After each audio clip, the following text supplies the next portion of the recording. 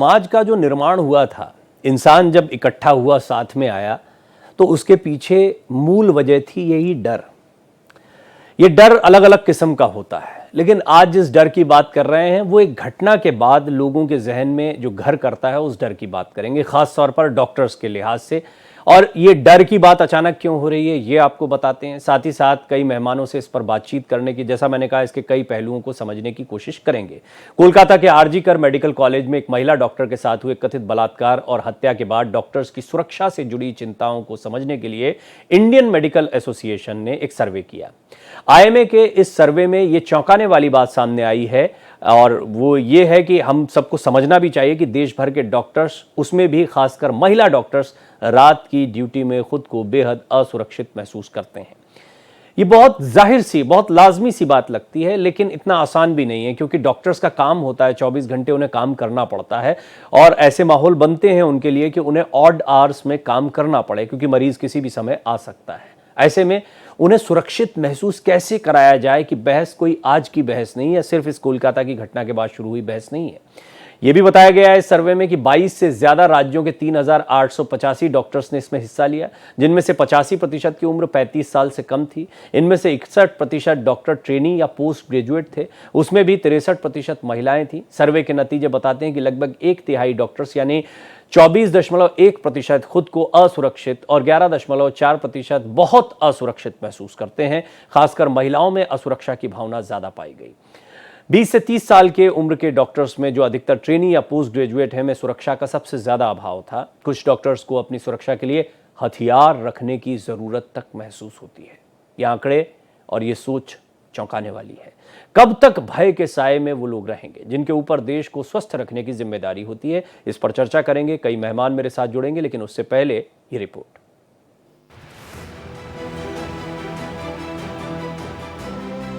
Indian medical association यानी IMA की एक सर्वे रिपोर्ट सामने आई है, जिसको सुनकर आपका चौंकना स्वाभाविक है। इस रिपोर्ट में ये बात सामने आई है कि देश भर के डॉक्टर, खासकर महिला डॉक्टर, रात की ड्यूटी में खुद को बेहद असुरक्षित महसूस कर रहे हैं। We surveyed 3,885 doctors from over 22 states in India. This is the largest study done in India ever for this purpose. And the responses showed that 1/3 of the doctors felt unsafe and 11% felt totally unsafe. हालत इतनी खराब है कि कुछ डॉक्टरों को अपनी सुरक्षा के लिए हथियार रखने की जरूरत तक महसूस होती है। ये सर्वेक्षण कोलकाता के आरजी कर मेडिकल कॉलेज में एक महिला डॉक्टर के साथ हुए कथित बलात्कार और हत्या के बाद डॉक्टरों की सुरक्षा से जुड़ी चिंताओं को समझने के लिए किया गया था। सर्वे में ये भी सामने आया कि 45% डॉक्टरों के पास ड्यूटी रूम नहीं होता। जिनके पास भी होता है वो तो भीड़ भाड़ वाला और गोपनीयता की कमी वाला होता है। साथ ही सुरक्षा से जुड़ी समस्याओं से जूझ रहा होता है। कुछ ड्यूटी रूम में तो बाथरूम भी नहीं होता, जिससे डॉक्टरों को रात में बाहर जाना पड़ता है, जो उनकी सुरक्षा के लिए खतरा बन जाता है। सर्वे में यह भी पता चला कि डॉक्टरों की सुरक्षा चिंताओं को प्रशासन गंभीरता से नहीं लेता। इस सर्वे में हिस्सा लेने वाले डॉक्टरों ने मांग की है कि देश भर के अस्पतालों में हवाई अड्डों जैसी सुरक्षा व्यवस्था की जाए और एक केंद्रीय सुरक्षा कानून लागू किया जाए। हालांकि कोलकाता की घटना के बाद सरकार इन मुद्दों पर पहले से ही विचार कर रही है। Bureau report, Bharat express. देखिए, हमें लगा कि इस बात को आगे बढ़ाना चाहिए। आईएमए का एक मकसद था, वो बताना चाहते थे कि डॉक्टर्स की सुरक्षा को लेकर जो बहस चल रही है उसमें डॉक्टर्स क्या सोचते हैं, आंकड़ों के जरिए, सर्वे के जरिए उसको सामने रखा गया। इसकी आवश्यकता बहुत महत्वपूर्ण है और इसको ज़्यादा से ज़्यादा लोगों के सामने रखने की ज़रूरत इसलिए महसूस होती है क्योंकि जो घटना कोलकाता के आरजी कर मेडिकल कॉलेज में हुई वो कहीं भी हो सकती है, और इस तरह की कई छुटपुट घटना, हालांकि ये बड़ी विभत्स घटना रही क्योंकि इसमें रेप, मर्डर और हो सकता है कि बहुत सारी चीज़ें इन्वॉल्व हो। इसके लिए सीबीआई की पूरी जांच पड़ताल का इंतजार हम कर रहे हैं, लेकिन डॉक्टर्स की सुरक्षा का मुद्दा तो हमेशा उठता रहा है। इस पर बातचीत करने के लिए एक बड़ा ही सीनियर पैनल मेरे साथ मौजूद है। डॉक्टर स्वाति माहेश्वरी हैं, चिकित्सक के तौर पर वो इस पैनल पर रहेंगी, और क्योंकि उनसे कई बार इस मसले पर बात हो चुकी है तो और प्रकाश डाल पाएंगी इस सर्वे के रिपोर्ट के सामने आने के बाद। डॉक्टर नरेश चावला, जो कि खुद पूर्व ज्वाइंट सेक्रेटरी रह चुके हैं इंडियन मेडिकल एसोसिएशन के, वो भी मेरे साथ एक बार फिर जुड़ रहे हैं। इस मुद्दे पर कई बार उन्होंने अपनी राय रखी है। वरिष्ठ सामाजिक कार्यकर्ता राजकमल गुप्ता जी भी मेरे साथ जुड़ चुके हैं। आप टेलीविजन स्क्रीन पर तीनों मेहमानों को देख पा रहे हैं। आप तीनों का मैं बहुत बहुत स्वागत स्वागत करता हूं। डॉक्टर चावला, शुरुआत मैं आपसे करना चाहूंगा क्योंकि IMA ने ये सर्वे कराया। मैं पहले तो ये जानना चाहता हूं कि सुरक्षा का ये मुद्दा नया नहीं है, लेकिन क्या इस घटना के बाद इस सर्वे की जरूरत पड़ी? और आपको याद होगा कि हम एक बात बार बार करते रहे कि क्या ये एक मौका है जिस मौके पर इस मांग को, जो हमेशा से उठती रही है, और ज्यादा पुरजोर तरीके से उठाया जाए, इसीलिए इस तरह का कोई सर्वे किया गया। देखिए डॉक्टर प्रवीण तिवारी, पहले तो मैं आपकी चैनल को बधाई दूंगा क्योंकि IMA की स्टडी हमें कुछ समय से पता थी। जो channel is the first channel, one of the few channels who has taken up in a big वे। डॉक्टरों की सुरक्षा, पहली बात आप जानते अच्छी तरह डॉक्टर बनता कैसे है। 8-10 साल की कड़ी मेहनत के बाद तो वो MBBS क्लियर करता है, फिर MD करता है, फिर DM करता है, चाहे वो हॉस्पिटल में हो, चाहे वो अपने क्लिनिक में हो, चाहे वो किसी नर्सिंग होम में हो, चाहे वो हॉस्पिटल में हो। अब इसको मैं 2 अलग अलग भागों में बांटूंगा। हॉस्पिटल की सुरक्षा में जो डॉक्टरों के मुद्दे हैं, जिसको कि हम जूनियर डॉक्टर कहते हैं या रेजिडेंट डॉक्टर्स कहते हैं, उनकी दिक्कतें तो इतनी ज्यादा हैं कि अनगिनत दिक्कतें। पहली बात, वो उनका ट्रेनिंग पीरियड होता है, उस दौरान उनको वर्किंग आवर्स का मतलब जैसे जिस बच्ची का अंतकाल हुआ है ये कोलकाता में, आप सोच के देखिए, she had work for 36 hours. That means कि टोटल जो लेबर ऑर्गेनाइजेशन के हिसाब से हमें 40-45 घंटे से ऊपर काम करना ही नहीं होता पूरे 7 दिन में। यहां तो 80 घंटे हो जाए, 90 घंटे हो जाए, कोई परवाह ही नहीं करता। तो long working hours, poor working conditions means कि खाने की जगह नहीं है, सोने की जगह नहीं है, प्रॉपर ड्यूटी रूम नहीं है, प्लस फीमेल डॉक्टर्स के लिए एक वार्ड से दूसरे वार्ड में जाना, अंधेरे से जा रहे हैं, कोई अटैक हो गया, सिक्योरिटी भी और सेफ्टी भी। और इसके ऊपर एक और चीज है, we are suffering in a big way from assaults on doctors. Casualty में डॉक्टर पे अटैक हो जाना, ICU में डॉक्टर पे अटैक हो जाना बड़ी कॉमन प्लेस है। Not in one state of India, all across India. ऐसे 50 वारदात हम देख चुके हैं और चुपचाप बर्दाश्त करना पड़ता है। मैं आपको डॉक्टर प्रवीण तिवारी बता दूं कि कोरोना के दौरान हमारे देश के होम मिनिस्टर अमित शाह जी ने बकायदा by an ordinance, it was a ordinance promulgated which was equivalent to CPA. After that, the bill was brought in the flow of Lok Sabha. It was rejected only on what ground कि doctors को अलग से bill या protection की जरूरत नहीं है। तो आपके इस चैनल के माध्यम से मैं रीट्रेट करना चाहता हूं कि हमें एक कॉम्प्रिहेंसिव प्रोटेक्शन एक्ट की बहुत ज्यादा जरूरत है। आप कहेंगे क्यों जरूरत है? डॉक्टर किससे डील करता है? एक पीड़ित आदमी से। सॉरी टू इंटरप्ट यू, मैं इसको डिटेल में आपसे समझूंगा। बस मैं जो पहला सवाल मैंने किया था, आई एम नॉट श्योर कि मुझे अपॉर्चुनिटी शब्द यूज करना चाहिए नहीं करना चाहिए, लेकिन फिर भी इसको ऐसे समझने के लिए कि क्या एक मौका है, एक अपॉर्चुनिटी है कि इस मांग को अब पुरजोर तरीके से उठाया जाए, क्योंकि ये नई मांग नहीं है, लेकिन इस घटना के बाद जिस तरह का जनाक्रोश, डॉक्टर्स का गुस्सा सामने आया, उसको एक मौके के तौर पर देखा जाए कि इन चीजों को, इन मांगों को अब और बढ़ाया जा सकता है। ये एक प्रश्न को आप जरूर एड्रेस करें। प्रवीण, मैं दोबारा बता दूं, ये मांग time and again Indian medical association कहती रही है, लेकिन कोई सुनवाई नहीं हो पाई है। तो हमें तो ये मौका मिला है कि हम दोबारा कहें। इवन ऑनरेबल सुप्रीम कोर्ट ने भी has not taken much cognizance about, उन्होंने कोलकाता के केस का तो कह दिया, CBI को भी डांट लगा दी, वेस्ट बंगाल पुलिस को भी लगा दी, वेस्ट बंगाल गवर्नमेंट को भी लगा दी, लेकिन कोई डायरेक्टिव अगर पार्लियामेंटेरियंस को दिया होता, yes the CPA must be expedited, ऐसा अभी तक नहीं हो पाया। तो मेरी ऑनरेबल सुप्रीम कोर्ट से भी और सारे MPs से अपील है, इसको जरा अच्छे से देखा जाए। हमारे 36 डॉक्टर MPs भी हैं पूरे पार्लियामेंट में, उसको देखते हुए मैं समझता हूं कि हमें वो रोने धोने का मौका ना दिया जाए, हमें शांति से काम करने दिया जाए। मैं फटाफट बाकी के पैनलिस्ट को भी इसमें शामिल कर लेता हूं ताकि ओपनिंग कमेंट जो है वो राजकमल जी के और स्वाति जी के भी आ जाए। स्वाति जी, पहले आपका कमेंट मैं इस पर चाहूंगा कि आपको लगता है कि ये डॉक्टर्स में जो डर की बात है, ये इस एक घटना से कोई डर होता है, या ऑलरेडी उनको पेशेंट्स को डील करते हुए जिस असुरक्षा की बात कही जाती रही है ये वो डर है, या फिर आपको लगता है ऐसी घटना के बाद कोई सर्वे होता है तो डर और ज्यादा बढ़ जाता है कि ऐसी घटना हमारे साथ ना हो जाए? देखिए प्रवीण जी, पहले तो मैं भी आपको धन्यवाद देना चाहूंगी कि डॉक्टर्स के जीवन के संघर्ष का एक पहलू है ये कि उनके पास जो है इस तरह के डॉक्टर्स रूम नहीं होते, रेस्ट करने के लिए नहीं होता, रात को वो डर महसूस करते हैं, और उसको आपने इसको यहाँ उठाया है। देखिए, हमें ये समझना बहुत जरूरी है प्रवीण जी कि हम एक हाई प्रिसीजन जॉब की बात कर रहे हैं। यानी कि हम ऐसे व्यक्ति की बात कर रहे हैं जो कि जिंदगियां बचा रहा है, और एक नहीं कई जिंदगियां बचा रहा है जब वो ड्यूटी पर है। और आप ये नहीं कहेंगे कि अगर आपने 5 ऑपरेशन अच्छे कर दिए और एक ऑपरेशन गलत हो गया तो वही जीवन डॉक्टर के लिए गले की फांसी बन जाता है। इसलिए डॉक्टर को तो हर ऑपरेशन अच्छा करना है, हर मरीज अच्छा देखना है, हर किसी को बचाना है। और ऐसी स्थिति में आपका दिमाग चौकन्ना होना, आपको एक प्रॉपर रेस्ट मिलना, आपको प्रॉपर खाना मिलना, ये सब चीजें एक जरूरतें हो जाती हैं, बेसिक ह्यूमन नीड्स हैं जो कि पूरी होनी चाहिए। जहां तक आपने बात करी, देखिए ऐसा नहीं है, डॉक्टर्स कई बार इस तरह की जो है डिमांड उठाते रहे हैं कि हमारी जो इस वक्त हालत है, हम जिस माहौल में काम कर रहे हैं, हम जिन परिस्थितियों में काम कर रहे हैं वो अच्छी नहीं है, हम मजबूरी में काम कर रहे हैं, हम समझौता करके काम कर रहे हैं, तो किसी तरह से इनको ठीक कीजिए। लेकिन हर बार जो है कहीं ना कहीं झूठे दिलासे दे दिए जाते हैं, या उनको बोला जाता है कि आप वापस जाइए, आपके मरीजों का क्या हाल हो रहा है उनकी तरफ देखिए, और ये सोचकर डॉक्टर्स भी वापस चले जाते हैं अपने काम पर। और कहीं ना कहीं डॉक्टर्स के मन में अब ये भावना भी आने लग गई थी कि शायद जिंदगी भर ऐसे ही काम करना होगा, ये हालात कभी नहीं सुधरने वाले। लेकिन अब एक उम्मीद जागी है, जब सुप्रीम कोर्ट ने भी इस पर सुओ मोटो लिया है, तब एक उम्मीद जागी है कि हाँ, डॉक्टर्स के लिए भी, उनको भी इंसान समझा जाएगा, ये समझा जाएगा कि उनको भी रेस्ट की जरूरत है, उनको भी सेफ्टी की जरूरत है।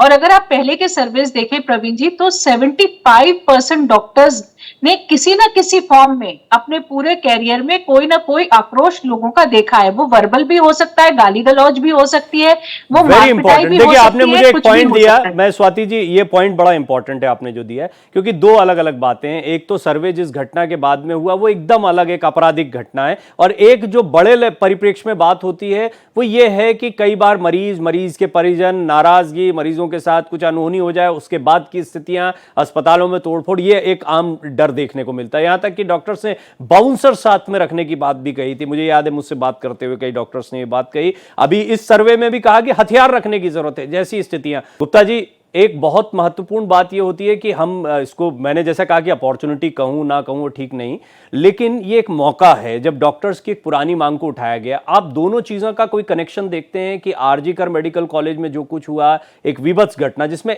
महिला सुरक्षा एक अलग मसला है, डॉक्टर सुरक्षा एक अलग मसला है, दो बड़े मुद्दे हैं, दोनों ही मुद्दे यहां पर आते हैं, और अपराध पर, बलात्कारों पर लगाम कैसे हो, इस पर भी मंथन शुरू हो गया। लेकिन इसमें डॉक्टर्स का डर, उसको लेकर सर्वे और इस मांग को कैसे देखते हैं? Mr. Tiwari, good evening, and good evening to the fellow co-panelists, the illustrious and highly esteemed professionals from the medical fraternity. My gratitude that I have been invited to this forum. Initially, you see, I for a moment would like to keep other aspects a bit separate, and the security of women. My organization works exclusively for women empowerment and sir, women मैं एक safety. Request करूंगा, क्योंकि मेरे दर्शक ज्यादातर हिंदी के हैं, तो अगर हिंदी Yes, sir. में जी। Yes, sir. Yes, sir. Yes, धन्यवाद, sir. Please. धन्यवाद। तो मैं महिला सुरक्षा, खास तौर से मेडिकल प्रोफेशनल्स की सुरक्षा के ऊपर ज्यादा तवज्जो देना चाहूंगा। अभी आपने जिस सर्वे का जिक्र किया, surveys in my opinion and my senior friends, senior co-panelist from medical fraternity would agree कि सर्वे एक kind of a diagnostic tool है। अगर डायग्नोसिस गलत है तो ट्रीटमेंट भी गलत होगा, ट्रीटमेंट गलत होगा, it will result in the death of the patient, patient मर जाएगा। तो मेरी ओपिनियन में ये सारा डायग्नोसिस गलत है, इस डायग्नोसिस की कोई जरूरत नहीं है। आपने कहा कि साहब इतने % डॉक्टर्स जो हैं वो पीड़ित महसूस करते हैं, वो डरे हुए हैं।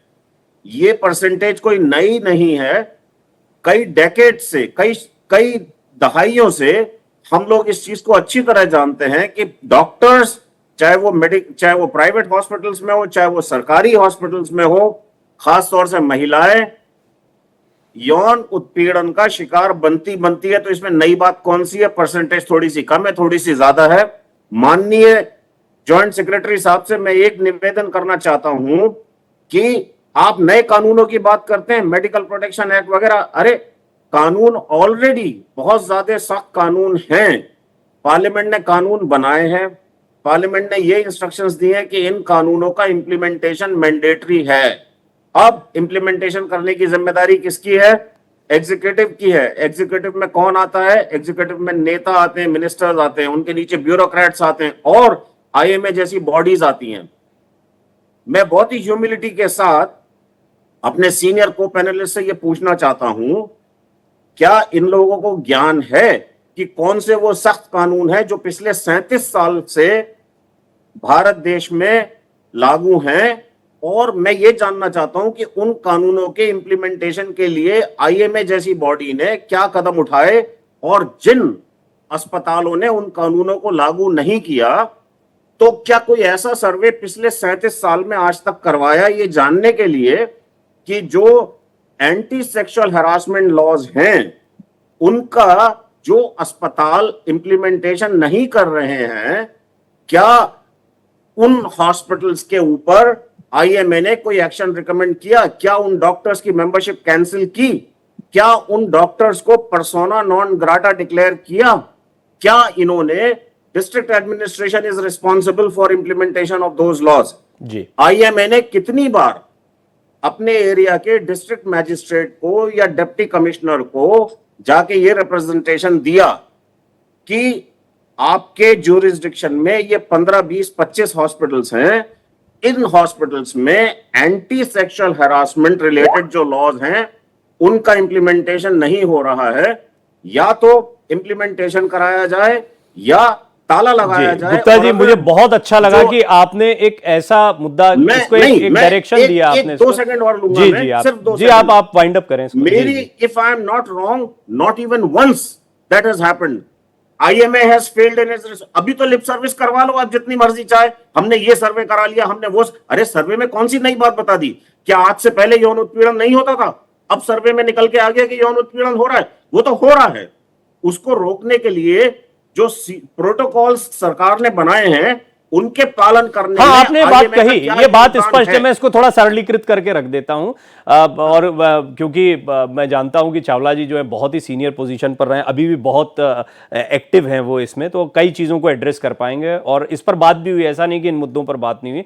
लेकिन सर एक बात ये, आज मैं बड़े परिप्रेक्ष्य में जब इस घटना पर भी बात कर रहा था, आपको याद होगा ममता बनर्जी ने भी एक चिट्ठी लिखी, फिर कड़े कानून की बात की है। बात यही हो रही थी कि कानून तो हमारे पास ऑलरेडी है, ऐसा नहीं कि इस देश में कानून नहीं अपराधों के खिलाफ, इंप्लीमेंटेशन और जो बहुत लोअर लेवल किया था, जैसे कि उदाहरण के लिए कोलकाता में ही पुलिस की भूमिका सबसे ज्यादा संदिग्ध पाई गई। इसी तरीके से अगर हम अस्पतालों में देखें, वहां पर जो लोकल प्रशासन है उसकी भूमिका को देखें, वहां की सिक्योरिटी है, वहां पर जिन चीजों को इंप्लीमेंट करना था, जिस तरह की बॉडीज को बनाए, जैसे आप विशाखा या अन्य चीजों को हम देखते हैं, निर्भया के बाद में बहुत सारी बातें कही गई, उनमें से क्या क्या इंप्लीमेंट हुआ, इसको यानी कि हम इसके क्रियान्वयन पर कितना ध्यान दे रहे हैं? डॉक्टर चावला।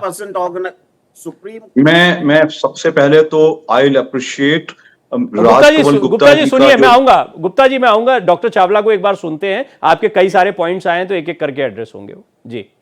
प्रवीण तिवारी जी, मैं राजकमल गुप्ता जो कि एक सोशल एक्टिविस्ट हैं, आई अप्रिशिएट, बट मैं बताना पसंद करूंगा, IMA Indian medical association is an NGO of 4 lakh doctors of modern medical system. मत भूलिए, एक डॉक्टर पहले एक डॉक्टर है, पहले अपनी सामाजिक जिम्मेदारी जो एज ए डॉक्टर की निभाएगा, चाहे अपने क्लिनिक में, चाहे हॉस्पिटल में, फिर नर्सिंग होम में। On the top of it he can not act as a full time activist, he has to act as a extra role. ये मत भूलिएगा। जहां तक उन्होंने सवाल पूछा क्या आईएमए ने किया है फॉर टाइम मेमोरियल, हम ये रिक्वेस्ट करते रहे हैं। 3 things for his information I'd like to inform. Number 1, he said क्या ये एक्ट पहले से है, तो 100% है, लेकिन सब स्टेट्स में एक्ट अलग किस्म का है। मुझे अच्छी तरह याद है जब मैं दिल्ली मेडिकल एसोसिएशन का प्रेसिडेंट था 2008-9 में, उस दौरान में शीला दीक्षित जी हमारे देश की चीफ मिनिस्टर, हमारे दिल्ली की सीएम थी। वो बकायदा एक एक्ट आया था, Delhi medical act against violence against medical professionals and their statements. लेकिन कता क़यामत पे उसमें जितने भी ट्रीट हैं, जितने भी सजाएं हैं, वो बहुत कमजोर थी, लेकिन वो कभी नीचे पर्कुलेट ही नहीं हुआ।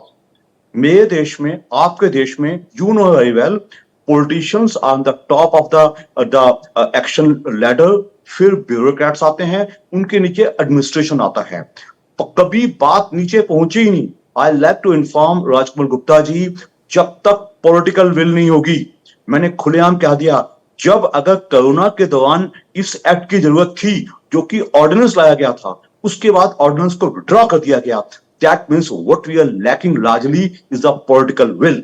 Second is our difference with the bureaucrats, जो कि हम इंडियन मेडिकल सर्विस कभी नहीं बना पाए, बिकॉज हमारे ऊपर आईएएस आते हैं, उनकी सोच अलग हो सकती है, हमारी सोच से डिफर कर सकती है, तो कभी परफेक्ट अंडरस्टैंडिंग हुई नहीं है। थर्ड इज नीचे वाला एडमिनिस्ट्रेशन और पुलिस। मैं खुलेआम बता दूं आपको, कोई दूसरा क्या भी सोचता रहे, आम लोग सेंसिटाइज भी नहीं है। जब तक ये चीज ऊपर से नीचे नहीं आएगी, तब तक हम चीखते रहेंगे, चिल्लाते रहेंगे, जूते खाते रहेंगे, लाते खाते रहेंगे, और फिर भी दोष दिया जाएगा आईएमए ये नहीं कर रही। तो मैं इस बात से डिफर नहीं करूंगा, I will vehemently differ. IMA is trying is best being only an NGO. आज भी ये सर्वे किया गया सिर्फ 3080 डॉक्टर्स का, उसमें उभर के बात आई है, उसमें लिखा है 1/3, मैं कहूंगा सारे ही सफर कर रहे हैं। मेरा काम डॉक्टरी करना है। इट इज फॉर द समाज, it is for the administrator, it is for the polity, it is for the bureaucrats to provide me the environment, not for me. मैं खुद ही पढ़ूं, खुद ही कमाऊं, खुद ही खाऊं, खुद ही एनवायरमेंट पैदा करूं, ऐसा नहीं हो सकता। तो समाज पूरी तरह से जिम्मेवार है मुझे पावर एनवायरमेंट दे। Look at the lady what happen to that lady, जो ये कोलकाता में केस हुआ है, उसकी क्या गलती थी? उसको कुछ रात पता चल गए जो उसका ये हुआ है। उसके बाद ये जो अटैक्स, मैं राज भी आपको बताना पसंद करूंगा, हर क्लिनिक में verbal harassment, emotional harassment, physical attacks ऐसे होते हैं जैसे कि डॉक्टर को तो कभी भी लात मारी जा सकती है। तो मैं ये कहूंगा, आप एक एक्टिविस्ट हैं, kindly put forward our point of view. Yes, IMA should perform better, करेगी, करती है और मैं आपकी करेगी। बातों की कद्र करता हूं। मैं जानता हूं कि आप अपने काम, अपनी जिम्मेदारियों के प्रति कितना ईमानदार रहे हैं, इसमें कोई दो। और राजकमल जी ने जो बातें कही हैं वो भी, उसको मुझे ऐसा नहीं लगा कि वो ये कह रहे हैं कि बिल्कुल काम नहीं किया गया। वो इंप्लीमेंटेशन पर ज्यादा जोर दे रहे थे। थोड़ा और समझने की कोशिश करेंगे उनका पॉइंट ऑफ व्यू क्या था। डॉक्टर स्वाति, अब मैं चाहूंगा कि आप अपनी बात को रखें। आप देख रही थी कि एक दूसरा पहलू भी सामाजिक कार्यकर्ताओं की तरफ से हमारे सामने आया है, और उसमें यह बताया गया है कि इंप्लीमेंटेशन, क्रियान्वयन, ऐसा नहीं है कि हमारे पास कानून नहीं है। ये बात वहां से निकली थी। मैं पॉलिटिकल जब डिबेट कर रहा था, बहुत सारे पॉलिटिकल प्रवक्ता थे, उनकी अपनी बातें होती, लेकिन मुद्दा यही था कि भाई पहले से जो कानून है उसका इंप्लीमेंटेशन कितना हुआ, कितनी बातें कही गई थी। और कानून तो तब काम करेगा ना जब अपराध हो चुका होगा। कड़ी से कड़ी सजा दिलाओ, बाद में डर बैठाओ, लेकिन वो अपराध न हो कि नींव और उसकी व्यवस्था करना भी तो आवश्यक है।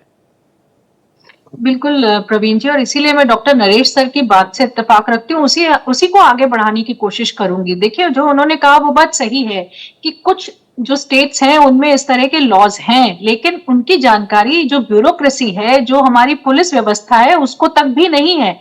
इस तरह की कंप्लेंट्स भी हमारे डॉक्टर्स से आ चुकी हैं कि जब वो कंप्लेन लिखाने के लिए गए तो पुलिस वालों को भी इस रूल के बारे में नहीं मालूम है। तो यानी कि ये एक ऐसा लॉ बनाया गया है जिसके बारे में पूरे जो हमारा सिस्टम होता है उसको जानकारी नहीं है। दूसरी बात, हम सेंट्रल लॉ की इसलिए बात कर रहे हैं ताकि एक समानता पूरे देश में आए, साथ में इसकी संजीदगी जो है वो लोगों को और सिस्टम को समझ में आए। अगर इतने लॉज स्टेट में होने के बावजूद भी डॉक्टर्स को न्याय नहीं मिल रहा है तो इसका मतलब वो लॉज जो है पूरी तरह से सक्षम नहीं है प्रोटेक्शन देने के लिए, और उनमें चेंजेस लाने की जरूरत है, उनके इंप्लीमेंटेशन की तरफ भी ध्यान देने की जरूरत है।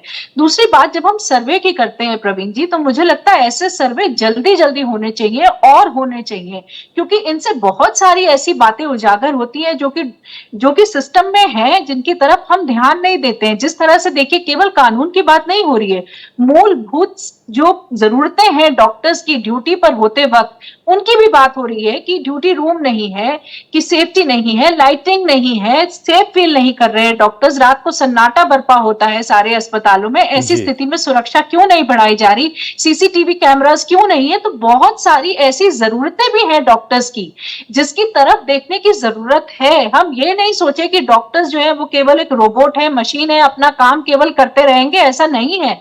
उनको भी हमें वो सुविधाएं देने की जरूरत है। और देखिए, हर व्यक्ति 12 घंटे, 14 घंटे, 20 घंटे काम करने के बाद अपने घर जाकर रेस्ट करता है और फिर फ्रेश होकर अपना काम दोबारा करने के लिए आता है।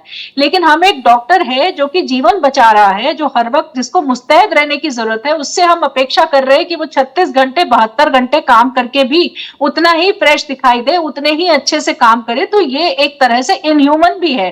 और इसलिए देखिए, अभी जो सीजीआई है उन्होंने तक इस शब्द का प्रयोग करा है कि 36 घंटे की ड्यूटी डॉक्टर्स के लिए इनह्यूमन है।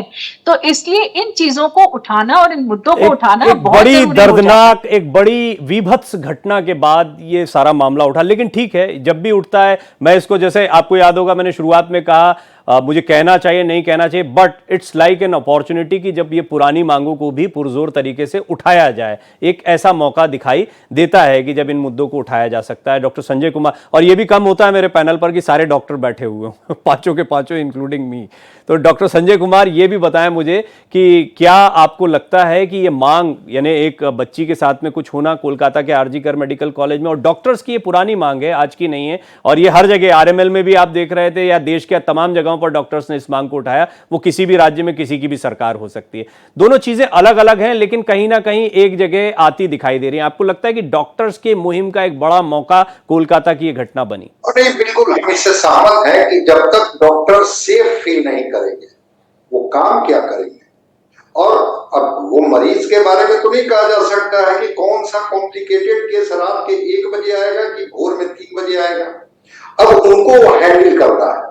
जो मरीज के अटेंडेंट होते हैं वो इस बात को समझ नहीं पाते हैं, क्योंकि इतने वो अवेयर होते नहीं है कि उनके हर कॉम्प्लिकेशन को पहले उनको एक्सप्लेन करें, और उसके बाद अगर उस स्थिति में आए, सीरियस स्टेज में वो आते हैं, किसी कारण से अगर उनकी जान नहीं बचाई जा सकती है तो फिर वो उग्र हो जाते हैं, और ऐसा लगता है जैसे ये हमारे पेशेंट की जो मौत हुई है उसके जिम्मेवार वही डॉक्टर हैं जो 3 बजे रात से लगातार उसको बचाने की भरपूर कोशिश कर रहे हैं। मैं बिल्कुल उनके साथ हूं कि अगर वो चिकित्सक हैं तो चिकित्सक एक मेडिकल साइंस ने जो उनको गाइडलाइन दिया है वही ट्रीट करेंगे, वही दवा का डोज देंगे, उसी तरह का उनको मुहैया कराएंगे। बहुत सारे जो ये है इंस्ट्रूमेंट है जिससे कि उनको प्रोटेक्ट किया जा सके। लाइफ सेविंग जो ड्रग्स है या लाइफ सेविंग जो इंस्ट्रूमेंट है उसके माध्यम से ही वो कोशिश करेंगे कि उस पेशेंट को बचाया जाए। लेकिन पेशेंट के अटेंडेंट को लगता है कि जैसे डॉक्टर के पास कुछ अलग चीजें हैं जो उनको बचा लेंगे। वहां पर बिल्कुल मैं आईएमए के साथ हूं कि जब वो I have a point sir. मैं एक्चुअली डॉक्टर चावला से इस पर बात कर चुका हूं, लेकिन क्योंकि आज दर्शक नए जुड़े होंगे तो उनसे दोबारा इस पर बात करूंगा। पर मैं पहले आपसे डॉक्टर संजय जानना चाहूंगा कि एक मुद्दा आता है, आपको भी याद आ जाएगा डॉक्टर चावला की हमारी आपकी इस पर बात हुई थी। एक मुद्दा यह भी आता है कि बिलिंग को लेकर बहुत ज्यादा पैसा या फिर कई बार ऐसा दबाव होता है, एक एग्रेशन, उसकी वजह ये सिर्फ इलाज तक सीमित नहीं है, ये जो हिंसाएं होती हैं इसकी बहुत बड़ी वजह में बिलिंग या अनावश्यक रूप से कई बार दबाव, उसको भी तो बैलेंस करना जरूरी है। और मुझे लगता है कई बार बिल को लेकर जो बहस होती है उसमें यह पॉइंट कहीं ना कहीं आता होगा। आई एम नॉट वेरी श्योर, पर मुझे लगता है कि यह जरूर आता होगा। नहीं, बिल्कुल आता है, लेकिन अगर उसको हम बाइफरकेट कर दें प्राइवेट हॉस्पिटल और गवर्नमेंट हॉस्पिटल में, अगर उसको हम लोग बाइफरकेट कर दें तो इस तरह की समस्याएं प्राइवेट हॉस्पिटल में ज्यादा देखने को मिलती है, जहां पर वो जो डॉक्टर होते हैं वो ज्यादा सुरक्षित होते हैं, क्योंकि उनके प्राइवेट जो गार्ड्स होते हैं, बाउंसर होते हैं, वो चेक एंड बैलेंस करने के लिए होते हैं। जी, वेरी इंपॉर्टेंट, आपने बहुत अच्छे पॉइंट्स रखे हैं डॉक्टर संजय। मैं और बात करूंगा, डॉक्टर हेमिका भी हमारे साथ मौजूद हैं, और मेरे जहन में एक ही सवाल चल रहा है डॉक्टर हेमिका शुरुआत से, कि ये जो घटनाएं होती हैं ये क्या मनोवैज्ञानिक एक दबाव डालती हैं? एक सर्वे आया उसमें ज्यादातर डॉक्टर्स डरे हुए दिखाई दे रहे हैं, वो कहते हैं हथियार रखने की जरूरत है। ये पुराना डर है या फिर ऐसी कोई घटना होने के बाद एक स्वाभाविक डर लोगों में व्याप्त हो जाता है, वो चाहे आम लोग हों? इसको कितना आप देखेंगे? हालांकि मीडिया में भी बहुत चलता है, सोशल मीडिया पर भी बहुत चलता है, और आजकल जो कंजम्पशन है न्यूज सोर्सेज की वजह से ज्यादा हो गया है, तो उससे भी एक इंपैक्ट पड़ता है। इसको थोड़ा सा दर्शकों को भी बताएं और कैसे इन चीजों को, इन घटनाओं को लें। सर, जैसे अभी आपने बोला था कि ये हमारे लिए मौका है, तो मैं ये बोलूंगी कि बहुत ही ये अफसोसजनक बात है कि किसी को, हमारी ही एक कलीग को कुर्बानी देनी पड़ी इस मौके के लिए, और आज हम इस प्लेटफॉर्म पे बात कर रहे हैं क्योंकि जब पानी सर से ऊपर चला गया और इतना हीनस क्राइम हुआ। लेकिन हमें ये याद रखना है कि मौका हमें बार बार नहीं मिलेगा, और हमें जो डॉक्टरों और मरीजों के बीच की बढ़ती दरारें हैं समय के साथ, उन्हें समझनी पड़ेंगी। मैंने डॉक्टर नरेश का कहीं इंटरव्यू पढ़ा था, अभी जो हमारे साथ सर हैं, उन्होंने कंज्यूमरिज्म, कॉर्पोरेटाइजेशन को बहुत अच्छे से समझाया था। तो ये जो प्राइवेट सेक्टर, गवर्नमेंट सेक्टर वाली बात हो रही है, सर मुझे ऐसा लगता है कि अगर डॉक्टर्स में यूनिटी नहीं रहेगी तो जैसे कहते हैं कि भाई बंदरों की लड़ाई में बिल्ली ने फायदा उठा लिया। जब तक हम लड़ाई करते रहेंगे, डॉक्टर आपस में फेमिनिज्म करते रहेंगे, रिजर्वेशन पर लड़ते रहेंगे आपस में, हालांकि वो भी एक मुद्दा है और उसे मैं समझने की कोशिश कर रही हूँ, गवर्नमेंट प्राइवेट वाली बातें करेंगे, या मरीज नहीं समझते हैं का ही हम रोना रोएंगे। तब तक हम इन दरारों को पाट नहीं सकते। हमें समझना पड़ेगा कि जब हमारा खुद का कोई परिजन कहीं भर्ती होता है, डॉक्टरों का भी, तो कॉर्पोरेट अस्पतालों में उनको को भी प्रॉब्लम आती है, उनको भी आजकल बहुत ही कोल्डनेस के साथ ट्रीट किया जाता है, और हमारे ही सहकर्मी जो डॉक्टर्स होते हैं वो हम ही को मदद नहीं कर पाते। मान लीजिए वो फीस छोड़ना भी चाहें तो कॉर्पोरेट अस्पताल उनको फीस नहीं छोड़ने देते। तो अगर हम आपस में लड़ते रहेंगे, इवन सरकारी और प्राइवेट की लड़ाई करेंगे, तो किसी और का फायदा होगा और हम स्केपगोट बनेंगे। हमारे गले में लोग इस तरह की पावर्स, और आजकल तो डिजिटल मीडिया तक का जमाना है, डिजिटल मार्केटिंग तक का जमाना है। सरकार कहती है या सर्वे कई बार कहते हैं डॉक्टरों की कमी है। सर, अगर डॉक्टरों की कमी होती तो डॉक्टरों को डिजिटल मार्केटिंग की जरूरत नहीं पड़ती, इतने सारे एड्स नहीं होते डिजिटल मार्केटिंग फॉर डॉक्टर्स। ये असली बात है कि प्राइवेट सेक्टर में बहुत सारे डॉक्टर्स खाली बैठे हैं और प्रैक्टिस जमाने की कोशिश कर रहे हैं। तो सीटें बढ़ाना जवाब नहीं है, डॉक्टर्स की कमी नहीं है, डॉक्टर्स में यूनिटी नहीं है, वो अपनी बात समझा नहीं पा रहे जनता को। आप अगर मरीज का दर्द समझेंगे, और जैसे अभी सर ने ठीक ही बोला कि मरीजों को काउंसलिंग की जरूरत है, उनको इंफॉर्मेशन की जरूरत है, तकनीक का जमाना है, हम उनको गूगल करने पे लताड़ नहीं सकते, हम मरीजों को डांट नहीं सकते, हम उन्हें करेक्ट इंफॉर्मेशन दें, करेक्ट वेबसाइट दें या लिंक दें, और अगर कोई जिज्ञासु मरीज है तो हम उस जिज्ञासु मरीज की ठीक है, आपने कुछ डॉक्टर हेमिका कुछ सुझाव आपने रखे हैं यहाँ पे, ये बड़े महत्व के हैं, और ये बहुत अच्छी बात है कि पैनल पर इस वक्त डॉक्टर नरेश चावला जैसा एक जिम्मेदार चेहरा हमारे साथ मौजूद है, क्योंकि उनकी सेइंग जो है, उनका कहना जो है वो मायने रखता है, वो उनके सलाह जो है वो मायने रखती है बड़ी पॉलिसी मेकिंग में। हालांकि मेरा सवाल आपसे बरकरार है, तो अगला टर्न जब आपका आएगा तो उस सवाल पर मैं आऊंगा, जो मैंने सवाल पूछा था वो अब भी बरकरार है। डॉक्टर चावला, हाँ, आपने कई पॉइंट्स को सुने हैं, आप बात रखना भी चाहेंगे, तो मैं चाहूंगा कि आप थोड़ा सा एक बैलेंस व्यू बताएं कि अल्टीमेटली हम इस सिचुएशन में, भले ही आईएमए अपने प्रयास कर रहा है, ये सर्वे भी मैं एक सकारात्मक प्रयास के तौर पर देखता हूं कि आप बता रहे हैं कि देखो भाई ये स्थितियां चल रही हैं, इनको समझो। बेशक वो आपको एक लोगों को लगेगा कि 3,500 4,000 डॉक्टरों का सर्वे कर लिया गया, लेकिन फिर भी बहुत महत्वपूर्ण है कि एक प्रयास किया गया है। आप मुझे बताएं कि क्या स्थितियां हो सकती हैं, मतलब एक्चुअल फिजिबिलिटी क्या देखते हैं आप आने वाले कुछ दिनों में या कुछ महीनों में? प्रवीण जी, बहुत कुछ हमने बातें की हैं, वो बहुत कुछ बातें करनी बाकी हैं। मैं ये आम जन को, यानी मेंबर ऑफ पब्लिक को और हमारे पॉलिटिशियंस को बताना पसंद करूंगा कि एक मरीज जो पीड़ित होता है, जो बेचारा दुखी है, उसके घर वाले और दुखी हैं, प्लस थोड़ा बहुत डैमेज हमारी मीडिया ने भी किया है। सोच के देखो, ऐसी फिल्म जिसमें हीरो कहता है कि अगर मेरी माँ को कुछ हो गया तो मैं अस्पताल को ये कर दूंगा। फिल्में आई थी गब्बर सिंह टाइप, जिन्होंने डॉक्टर्स को थोड़ी बैड लाइट में दिखाया। तो मैं इतना ही कहना पसंद करूंगा, डॉक्टर एक बहुत इंपॉर्टेंट वर्क है। जो सोच समझ के डॉक्टर बनता है, वो कड़ी मेहनत के बाद ऊपर आता है, वो उम्मीद करता है कि मुझे अच्छा मौका मिले। इसलिए मैं कहूंगा जो सीपीए की मांग है वो बहुत ही जायज है। जल्दी उसको ऑनरेबल सुप्रीम कोर्ट भी और हमारे पार्लियामेंटेरियंस भी समझें, वो आम जनता भी कहे यस, इसको काम तो करने दो। अगर ऐसा हम कर पाते हैं, वो जहां तक जो दूसरा एंगल है, जो हमारे गवर्नमेंट हॉस्पिटल्स हैं वो बैडली क्राउडेड हैं, जहां एक डॉक्टर की क्षमता 20 मरीज देखने की है, उसको 100 मरीज देखने पड़ते हैं, वो भी स्ट्रेन्ड है। जहां तक कॉर्पोरेट की है, कॉर्पोरेट का मनी प्रेशर है। जो person who puts money in corporate world, he thinks he has to make money. So it is one of the big plots. But don't forget, corporate has brought in all the best state of the art infrastructure in India. उन्होंने पैसा लगाया, वो पैसा निकालेंगे। तो जो ये आम आदमी की सोच है, मुझे खर्चा तो कुछ ना हो, मुझे अच्छी सर्विस मिल जाए, कहीं ना कहीं आम जन को मैं ये बताना पसंद करूंगा, डॉक्टर को इंसान समझो, उसकी पूरी सहूलियत दो, उसको पूरा कंफर्ट दो। वो आपके लिए बनाया गया है। He has joined a noble profession and he will do his best. Doctor Swati, सीधे बिना मैं समय गवाए, क्योंकि अब क्लोजिंग कमेंट्स की तरफ हम बढ़ेंगे, हमारे सरकारी अस्पताल और बेहतर हो जाएं, कॉर्पोरेट का दबाव प्राइवेट अस्पताल में कम हो जाए, ये भी सूरत हाल होना चाहिए। डॉक्टर्स की सुरक्षा तो मैं महत्वपूर्ण मानता ही हूं, उस पर तो काम होना ही चाहिए। बिल्कुल, देखिए, सबसे पहले ये जरूर समझिए कि हम डॉक्टर्स की सुरक्षा को इस इसके साथ क्यों जोड़ रहे हैं? देखिए 3 बजे रात को अगर हम एक सीन देखना चाहें प्रवीण जी, तो अगर अस्पताल का सीन देखें, एयरपोर्ट का सीन देखें या कोई बीपीओ या किसी फैक्ट्री का सीन देखें, तो साफ तौर से समझ में आता है कि 3 या 4 बजे के वक्त मैं एक लड़की छोटा सा सुरक्षित पॉइंट, अगर आपकी अस्पताल इजाजत, में- एक छोटा सा पॉइंट जोड़ देता हूं आपकी इजाजत से, क्योंकि आपने कहा क्यों जोड़ें। क्योंकि देखिए आपने डॉक्टर संजय को सुना या जो भी बातचीत का लब्बो लुबाब निकल कर आया, मुझे ऐसा समझ में आया कि एक तरफ बिलिंग का प्रेशर या दूसरी तरफ बहुत क्राउडेड होने की ये 2 वजह होती है जिससे अग्रेशन आता है। मुझे नहीं लगता कि वहां पर भी कोई अपराधी जाकर ही लड़ाई झगड़ा करते हैं डॉक्टर से, उन पर जो दबाव आता है उस माहौल को खत्म करने का, उसको न्यूट्रलाइज करने की भी जरूरत है, इसलिए ये एक मुद्दा आया। अब इस पर आप अपनी बात रखें। नहीं प्रवीण जी, मुझे नहीं लगता है कि ये यहाँ तक सीमित है। अगर हम बात करें तो मरीज अगर मर जाता है, अगर देखिए ऐसा अनफॉर्चुनेट इंसिडेंट्स भी हो जाते हैं कि डॉक्टर्स की बहुत कोशिश के बाद भी मरीज कभी कभी नहीं बच पाते हैं। ऐसी स्थिति में भी हम देखते हैं कि अटेंडेंट्स का आक्रोश जो है वो डॉक्टर्स के ऊपर निकल करके आता है। या अगर आपका मरीज बहुत ज्यादा सीरियस है और उसको जो है डॉक्टर्स जब ये समझाने की कोशिश करते हैं अटेंडेंट्स को कि कितनी इसमें चांसेस हैं या क्या क्या हम कर सकते हैं, क्या इसके आउटकम्स हो सकते हैं, तो भी अटेंडेंट्स जो है कई बार बहुत वायलेंट हो जाते हैं उस चीज को सुन करके ही।